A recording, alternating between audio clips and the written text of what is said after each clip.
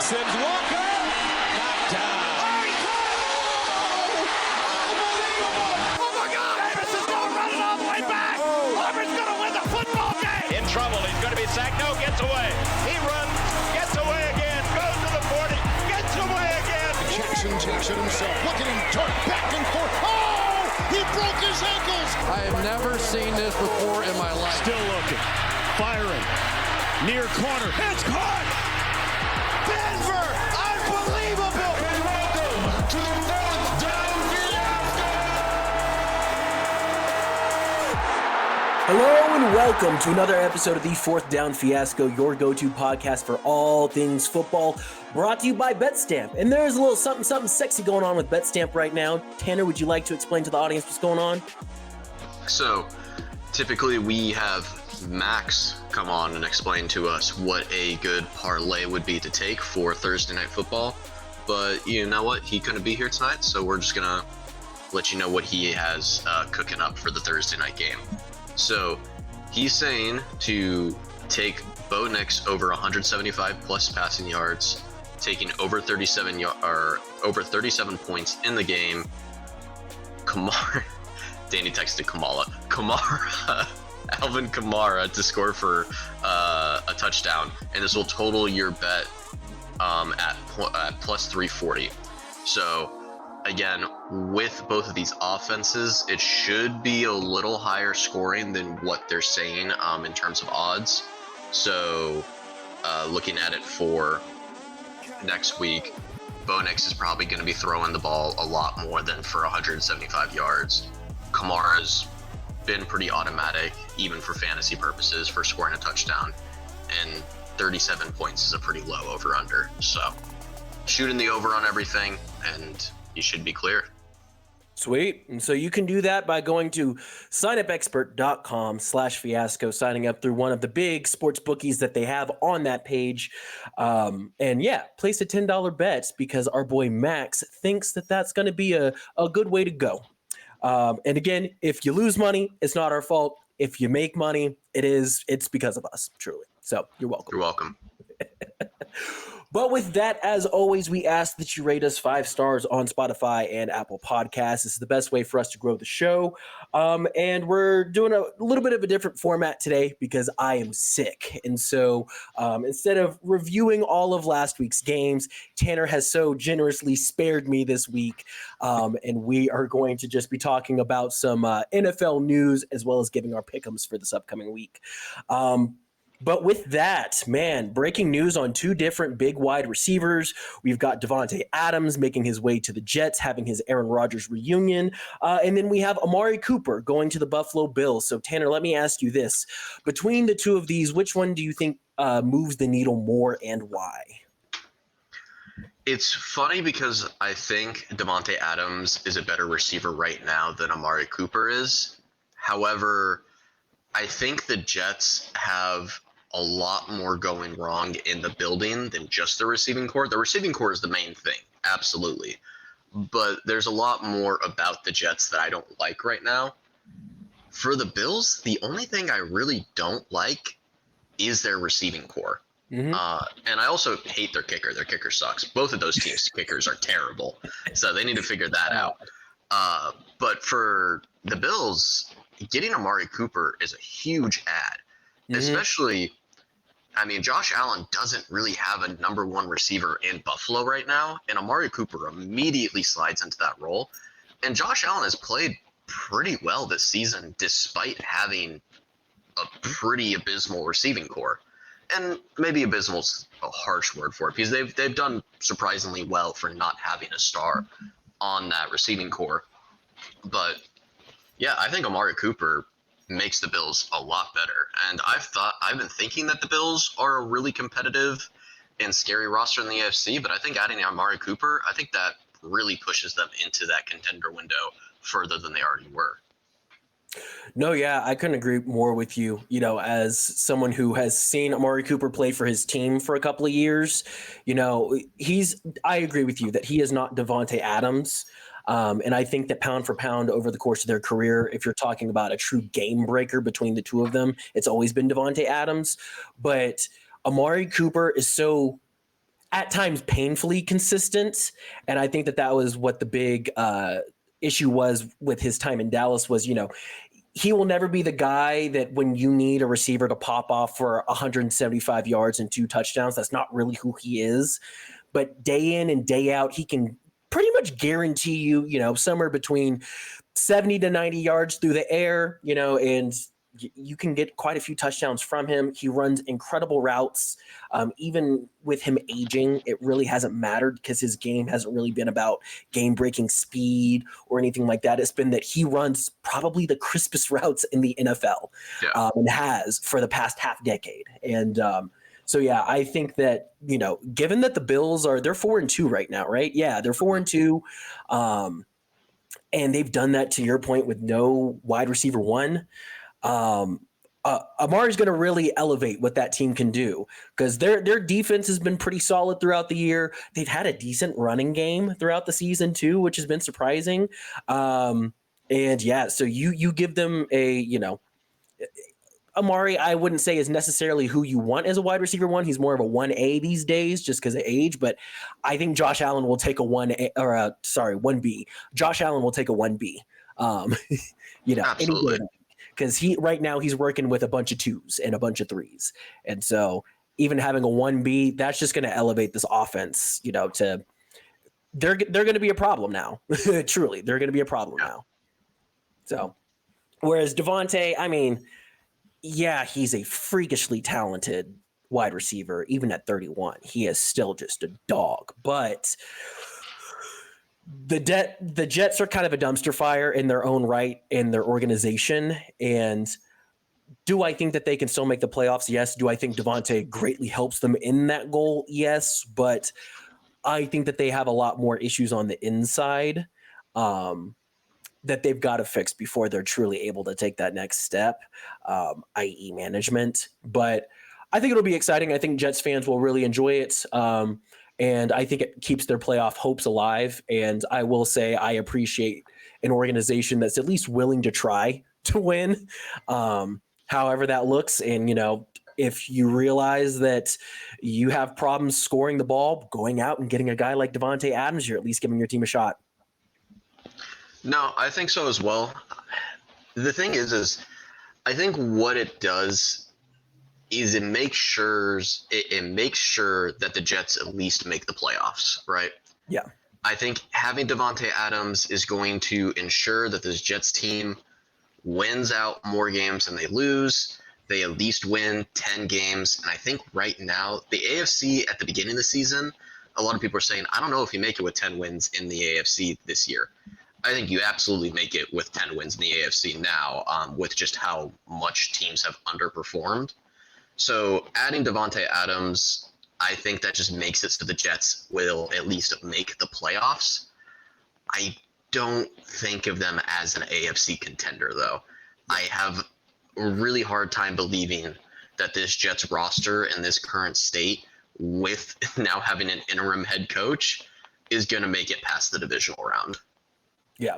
I mean, because you're dealing with, Chiefs. I'm trying to think who all probably will make playoffs. You got to deal with the Chiefs, got to deal with Baltimore, Buffalo. Yeah. I mean, heck, even with the Houston. way that they're currently constructed, I forgot about Houston. Yeah, no chance with those 4. Honestly, I don't even know if they make it past Pittsburgh, honestly, just because they're so much better coached. So yeah. Yeah, right now, it's as weird as to say, I kind of like Pittsburgh and the Chargers more. Yeah. It really comes down to they're just very poorly managed and they have very clear locker room issues. And that's what happens whenever you bring in a cancer like Aaron Rodgers onto a team and you let him run the show. And I normally try not to blame it on one guy's personality, but there's a lot of things to not like about Aaron Rodgers' personality. And, you add Davante Adams to it. Yeah. The connection between the two of them is going to be great, but yeah, I don't think that they're making past any of the 5 teams that we just mentioned. I could maybe give them the pass on the Chargers just due to Just due to previous bad losses in playoff games. Yeah, just due to the Chargers being the Chargers. Okay. Yes, but as far as Pittsburgh, Baltimore, Chiefs, Bills, no chance in hell against any of those teams. So, but Amari Cooper, Bills, I like that, and I am curious. Do you think that now gives the Bills the chance to defeat, say, Baltimore and the Chiefs, mainly the Chiefs? I don't know. I think it's difficult because I still think it puts the Bills at 4 in the AFC. I still think I like Baltimore, Kansas City, and Houston more than I like Baltimore as playoff contenders. But I think it solidifies them at 4. I think it solidifies that they can at least make it to the AFC Championship game. I just don't know if they can, go above that. Yeah. And I will say having Josh Allen as your quarterback at least gives you the chance, because he does so well just as a quarterback. Like, he's just, a top 3 quarterback in the NFL. So as long as you have him, you're going to be able to, over exceed and go past your expectations. And even in the playoff games he's lost, he's never really been the issue in the playoff games. He's always had really good statistical games. So I'm not going to say it. I can't see a world where Buffalo makes a surprise Super Bowl run. I think as long as you have Josh Allen, there's always that little glimmer of hope. I think it was like the Colts with Peyton Manning, even when they had some pretty bad rosters. You still had Peyton Manning, right? So you're still there, like, sitting there. And I don't think Josh Allen is as good as Peyton Manning. Let's not overextend that. You're like, let me cover my ass real quick. Yeah, I'm going to cover it a little bit because that'd sound insane. But there was always, like, even though the Colts rosters weren't that great, there was always a little bit of a, but they have Peyton Manning. And I think you can have that a little bit with Josh Allen just because of how much he elevates an offense. And Amari Cooper absolutely makes it so that offense can continue to click. I just don't really like the Bills' defense right now. I don't like DeMar Hamlin starting at safety. He's been having a much better season than he's had in the past, but he's still not a strong starting safety. I mean, any game or any season where he doesn't almost die on the field is a better season for him. So, Yeah, exactly. Bar pretty low. You mentioned Houston, and I keep forgetting Houston. So a little side tangent, just, with the whole Cowboys thing, I'm fully investing myself now into just enjoying some Texans football. And so I just keep placing them in the NFC because I'm just such an NFC guy. I am shocked because, like, Dallas and Houston are like you hate Houston as a city, right? Yes. Yeah, I do. Why Houston then? Like, if you're gonna be like, fuck the Cowboys, which I completely understand, fuck the Cowboys, fuck Jerry Jones, he's ruining the team. Why not pick anybody else besides the city you hate most in the world? There is a very odd relationship between Dallas and Houston, as far as we hate each other, but we hate each other in the context of who's better in Texas. At the end of the day, I mean, heck, their team name is literally Texans. At the end of the day, we're all Texans. If somebody's going to bring home the Lombardi, the closest it will be to the city of Dallas is if the city of Houston wins the Super Bowl. So, by proxy. That's good for you, man. I could never root for Philadelphia. I don't care that Pittsburgh and Philadelphia are in the same state. Fuck those guys. Fair enough, but y'all have an entire mountain range that, like, separates y'all. We're kind of a quick shot down the highway. Yeah, I guess it's not too far from each other. Yeah, and again, you just, as a Texan, it makes sense. Like, I hate every Texas team whenever we play them. Like, I hate the San Antonio Spurs. But at the end of the day, I can say that the state of Texas has a lot more NBA championships because of the San Antonio Spurs. That's just it's like siblings. You hate your sibling, but, like, nobody else can bully your sibling. Only. Fair enough. Yeah. So we can make fun of each other as Americans, but if a European joins the call, exactly. That is a wonderful analogy. So, Well, with that, do we want to do fiasco words of the week? Because mine's kind of obvious. Yeah, I'll let you sit on it for a second. I'll go through go through mine, and mine's a little vague.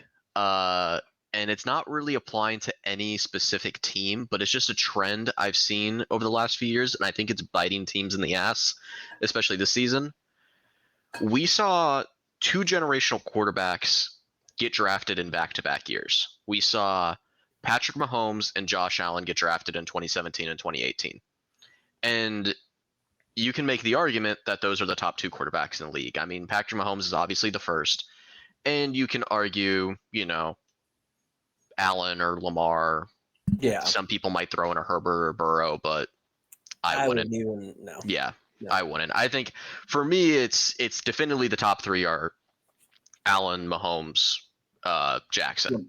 Yeah, for sure. So, however, people looked at that and saw those two quarterbacks come out, become generational quarterbacks, and every GM, instead of seeing how the Kansas City Chiefs did it, where they drafted your kind of prototypical quarterback that had a little bit of scrambling capabilities, but he was a little, he had really good stats, he had a really good arm, he had good processing, but they let him sit behind a veteran QB for an entire year. He didn't play until week 17 of the 2018 season, the 2017 season, and then he started in 2018. Mm-hmm.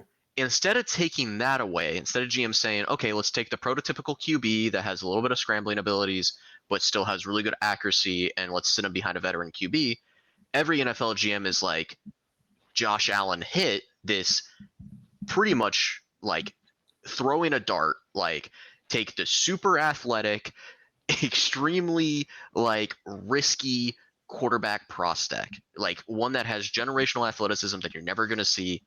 Yeah. Every GM's like, let's take that quarterback because it worked for the Bills.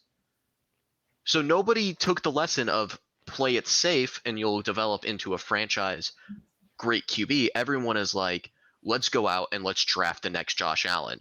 Even though we've had a history of before Josh Allen, people like Jamarcus Russell and other quarterbacks of that caliber who were these insane athletic freaks that just weren't that good in the NFL. Mm-hmm. And that's why we're seeing this season someone like Anthony Richardson, who, has some mesmerizing throws, mesmerizing athleticism, can't stay healthy. And on top of not staying healthy, also throws a lot of picks. You also have Will Levis, another guy, can throw the ball with a flick of his wrist. Generational arm talent. Amazing quarterback in terms of athleticism and tools. Will Levis looks like one of the worst starting quarterbacks in the league. Why are NFL GMs taking the lesson to draft the generational talent in terms of athleticism and not the Mahomes lesson? Especially when you start to consider like wins, and who has rings. I mean, I couldn't tell you why that is. Actually I could. The Josh Allens of the world, the way that they play football is just so exciting and so sexy, and it sells tickets. Yeah, it sells hella tickets. And I mean, Mahomes is a very rare breed that even though he is a prototypical pocket passing quarterback, he himself does such a good job of improvising bullshit that, he can be that prototypical quarterback that still sells a lot because he's exciting, but you don't get that a lot in a lot of these quarterbacks, even as great as like Tom Brady. There's nothing sexy about Tom Brady's game. But Tom Brady has 7 rings, even as great as Peyton Manning was, there wasn't a ton sexy about Peyton Manning's game, except for the fact that, he could make really deep throws, but his game itself wasn't sexy. And so I think that that's what a lot of these GMs and stuff fall into is, the exciting, the super sexy. Yeah, my quarterback is, 6'5", 250 pounds and runs a 4.6 flat and will, absolutely demolish any safety that tries to hit him when he runs. And he has a cannon for an arm, but then you start to fall into these issues of a lot of these guys are undisciplined. A lot of these guys can't read defenses, because they've never had to at any level of playing. And it's like once you get to the NFL, the size and the athleticism no. and the arm can only take you so far. Eventually, once you reach this level, for you to be a true, like, a true winner at the highest stage, you've got to be smart. You've got to be. And, that's what, in my opinion, that's what separates, a lot of positions from, you get a lot of these freak athletes that come in, they have a couple of really good years and you see them taper off, is because eventually once their body catches up to them and it's like, all right, you're no longer 21, 22, you're 26, 27. And the hits start to add up a little bit. The hits are hurting. Yeah. Yeah. The hits are hurting. Your body's not recovering quite as quick. You're still in freak prime physical condition, but you're just a step slower. You just don't have that. There is something about that, late teenage years to early 20s type of explosion that people have as athletes that you just can't replicate. It's just because your bodies are just so young, so fresh, so springy that you can just do crazy shit. And it does taper off once you hit your mid-20s and then your late 20s into your 30s and stuff. And yeah, that's we know. Yeah. Yeah. Well, yeah, we know on this pod. But yeah, I think that's what a lot of GMs don't realize is, they're falling into that how can I sell tickets, and they're not falling into how can I win games category. Absolutely. So all right, let's hear it. What are your thoughts about the Dallas Cowboys? Yes, my fiasco word of the week. It was actually going to go to Mike McCarthy, and I thought about it, and no, it's going to Jerry Jones instead. Just like what we were talking about, GMs wanting to sell more than they actually care about winning. And that is exactly where we're at, because the Dallas Cowboys have constantly always chosen the bigger, the sexier choice because it sells and it puts butts in seats and it makes a bunch of money. And now we're at a point where we could greatly benefit from an Amari Cooper, but Amari Cooper doesn't sell. Amari Cooper's game is kind of boring because Amari Cooper doesn't have the Davante Adams talent, and Jerry doesn't want to pay Davante Adams money. And yeah, it's just time and time again, him making bad decisions and not taking accountability for it. I don't know if you saw his interview on 105.3 The Fan. I was literally going to bring it up to you. Dude, atrocious. And terrible. The sad thing is back whenever I used to listen to the radio and lived in the Dallas area, I loved 105.3 The Fan. Dude, the G-Bag Nation, loved those guys. A couple of those guys went to UNT and would occasionally come to some of my sports broadcasting classes and would come talk to us. Love all those guys out there. Their job is literally just to be journalists and to ask the questions that the people are asking. And the question that the people are asking is, dude, Jerry, why do we suck? Why do we suck? You said that we were good and we're not good. So why do we suck?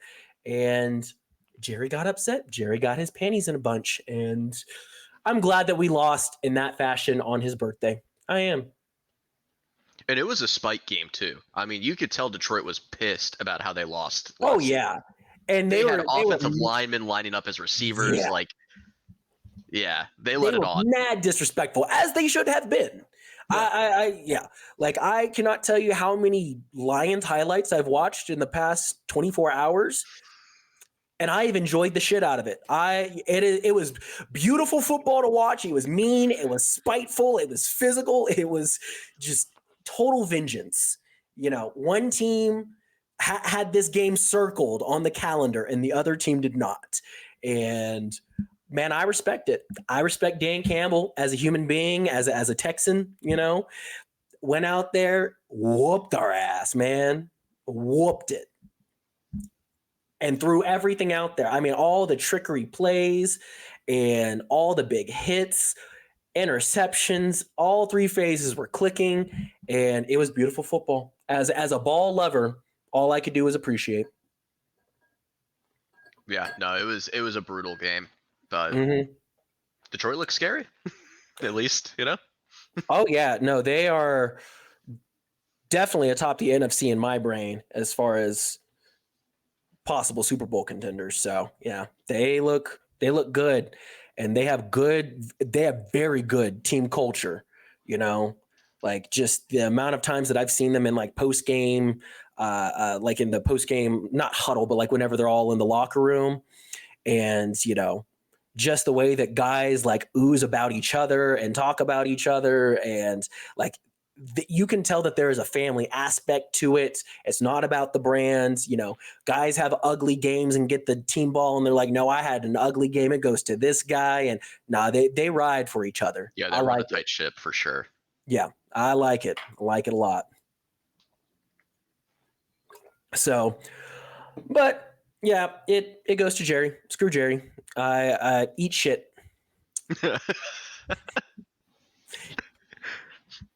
Got nothing else to say. Just eat shit, Jerry Jones. Happy birthday, you asshole. Do we want to do pick'ems for next week? Because let's run it.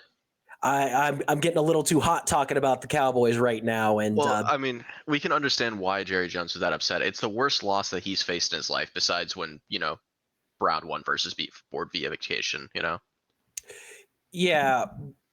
It's what happens when you don't sign Derrick Henry and instead you sign Trey Lance and give up a 4th-round pick for him. I forgot they did that.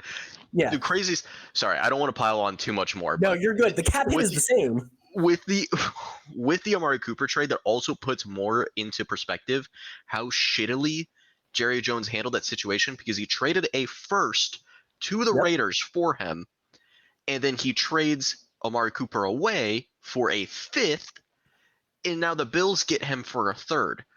So he just completely undermining the value of a great receiver. It's insane. Yep. Overpaying, then underselling, all in one. That never happens. Yeah. No, I know. So let's go to next week. Yeah, we can move on. Sorry. I remember the Amari Cooper thing, and I'm like, I forgot how crazy that is. I talked a lot of shit about the city of Pittsburgh last week. You have every right to pile it on this week. So all's fair. Okay. I have Yahoo Sports up because that's what you like. 3-3 Denver, 2-4 New Orleans Saints. Ooh. I think Rattler is still playing, and I think if Rattler's playing, I don't really like the Saints offense too much. Rattler looks woefully unprepared for the NFL, so I think I'm gonna take Denver to go over 500.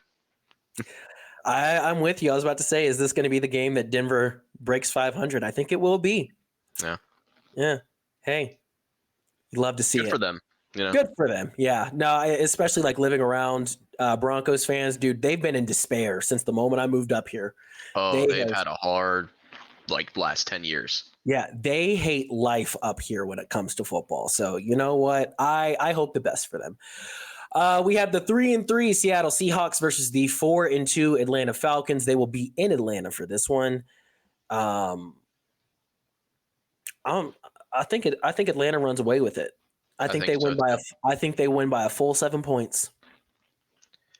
You know what? I think I agree. I think they win pretty handily this one. I don't like Seattle's O-line at all, and even though I don't like Atlanta's D-line, I really don't like Seattle's O-line, and I just think Atlanta's got the better and more consistent offense. Yeah.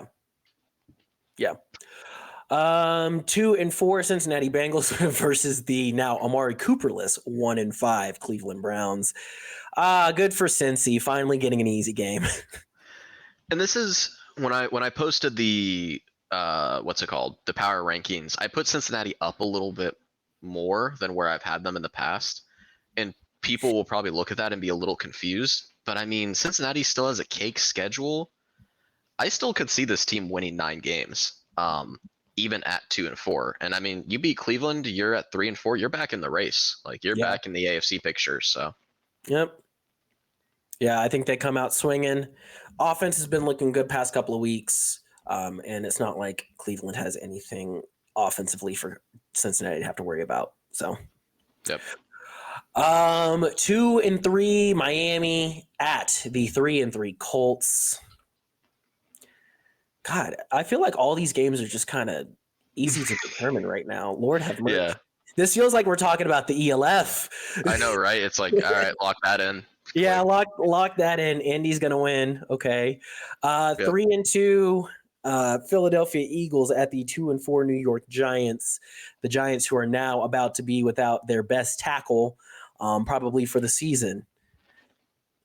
Yeah, I don't particularly care for Philly in more ways than one, but I think that Philly's going to win this one. I would love to see the Giants win, but I mean, the Giants had on a silver platter to beat Cincinnati last week and blew it in one of Yeah. the ugliest ways I've seen. So I think Philly's going to win.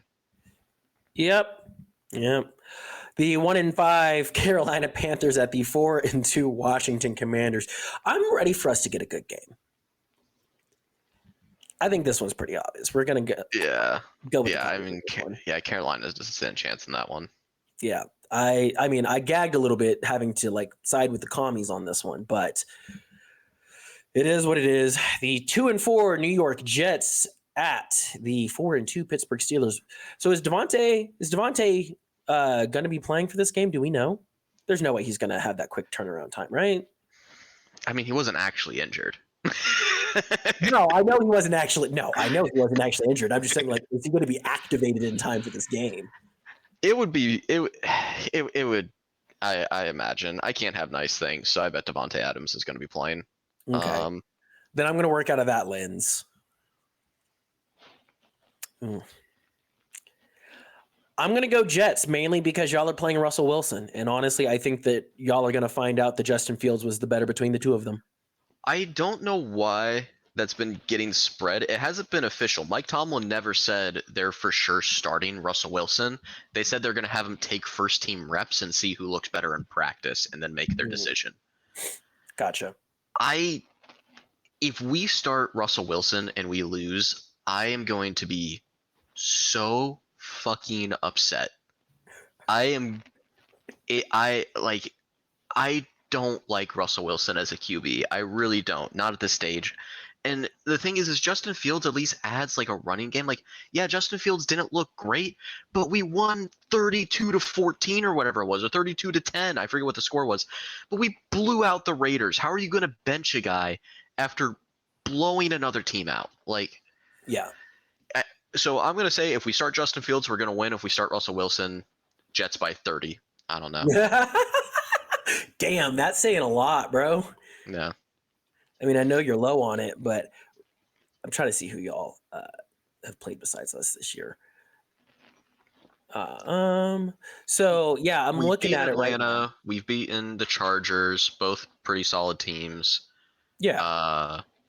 Who are other two wins? Raiders, they're not a solid team. No. And then Denver's on the up and up, so that's still a hard defense, which 13-6 was the score of that game. But I mean, yeah, I don't see why you would go with Russell Wilson just because Justin Fields has been playing the kind of football that you can win with. Absolutely. Play clean, do what you need to do to win. If you need to run for 80 yards and 2 touchdowns, Justin Fields, go do it. Hey, if you need to only pass for 160 yards, but you don't throw any picks and we win 13-7 or whatever it was again, hey, so be it. And I don't think that Russell Wilson plays that kind of football. I think Russell Wilson plays, I'm the guy in charge football, and he's not that guy anymore. Nope. So, yeah, if Fields plays, I have y'all winning. If Russ plays, I don't.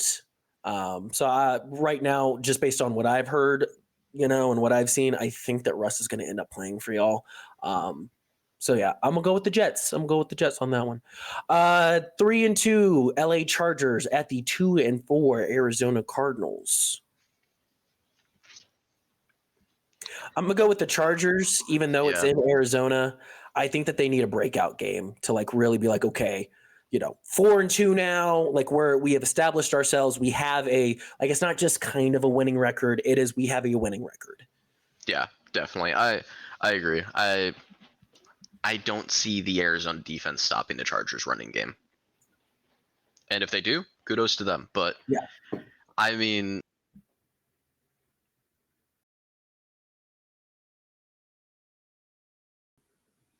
Uh-oh.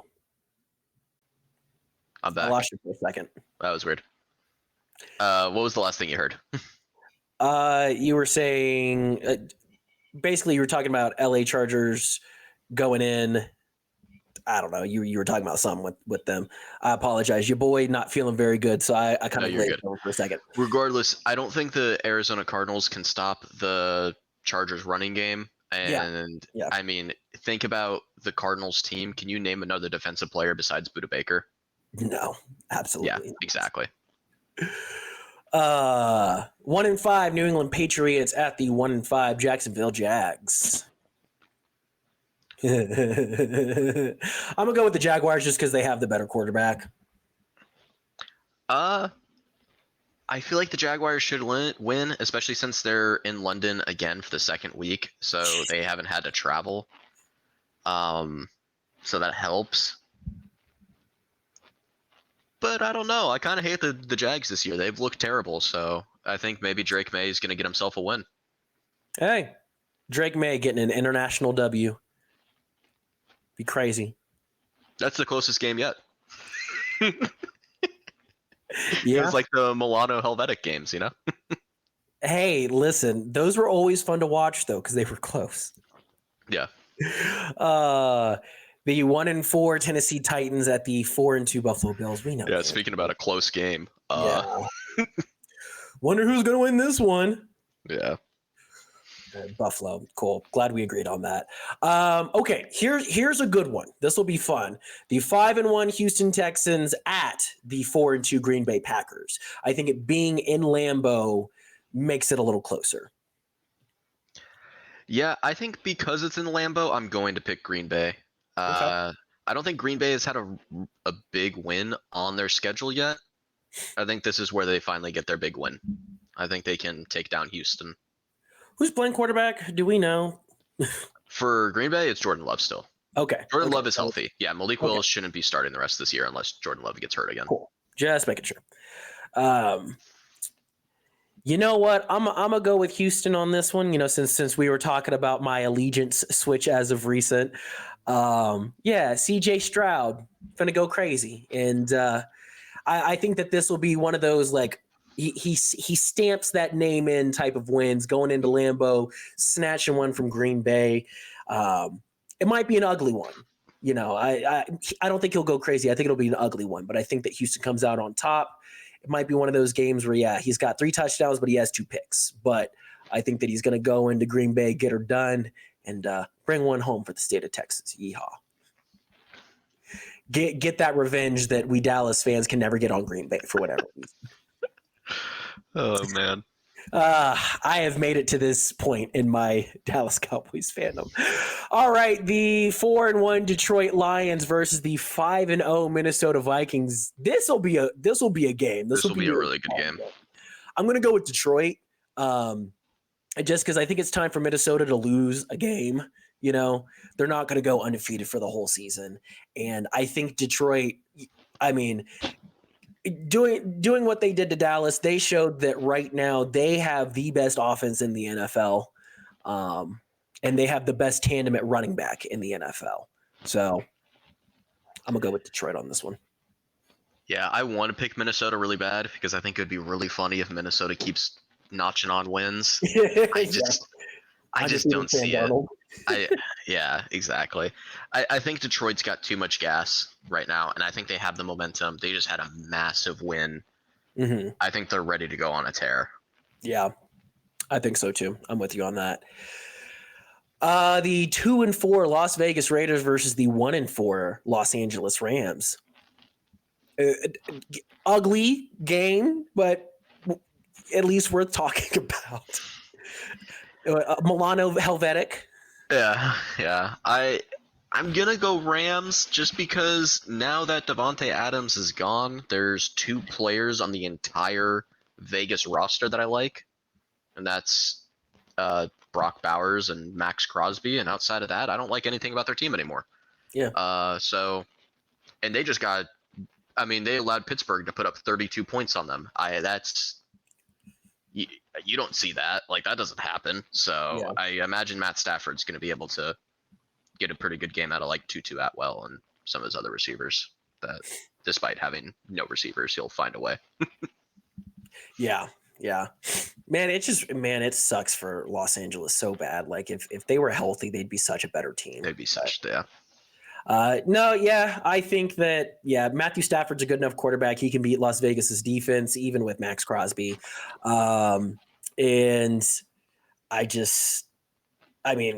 Vegas hasn't really been putting up numbers, period, on offense since the hamstring deal with Davante. Hamstring, air quotations around it.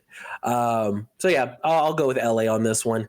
It'll be an ugly game. I think it'll still be close, but I'll give LA the edge on that. The 5-0 Kansas City Chiefs versus the 3-3 San Francisco 49ers. What you got?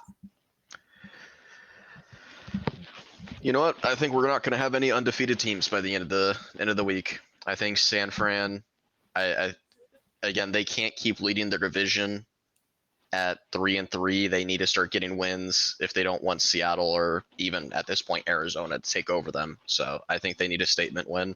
Mm-hmm. And Kansas City hasn't shored up their offense anymore since losing Rashee Rice. So I can see San Francisco stealing this one.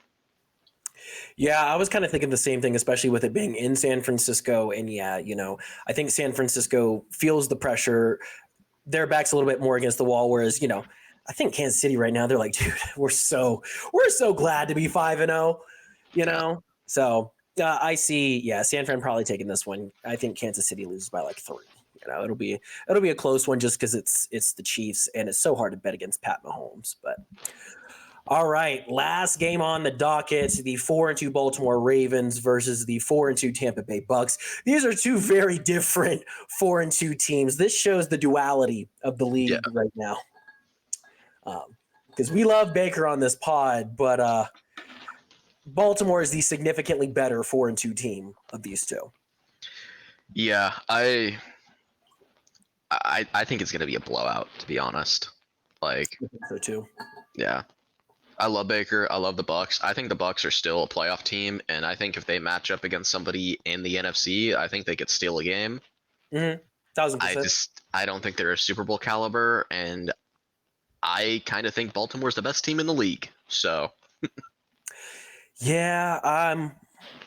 one or two. Yeah, they're at least top 3 in the league. So, shoot, I'm going top 2. I think it's really them in Detroit right now. So, yeah. Well, cool. Do you have any final thoughts before we end the show, Dan? No, I do not. I think we got it all. Cool.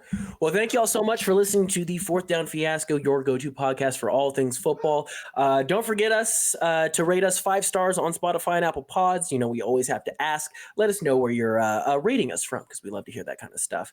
You can also follow us on social media at _pod on Twitter and at Fourth Down Fiasco on TikTok and Instagram. We have been horrible at posting anything on TikTok. So, if you follow us, cool. If you don't, you don't. Thanks for doing it anyways. Yeah, exactly. So this has been Tanner and Jordan saying thank you all so much for hanging out with us. Oh, and don't forget to check out our sponsor, BetStamp. Any of the games that we talked about, if you're feeling real froggy, you want to place a $10 bet, you can go to signupexpert.com/fiasco and go through one of those bookies, place that $10 bet. Now, again, if you lose, ain't our fault, but if you win, solely because of us. Y'all take care.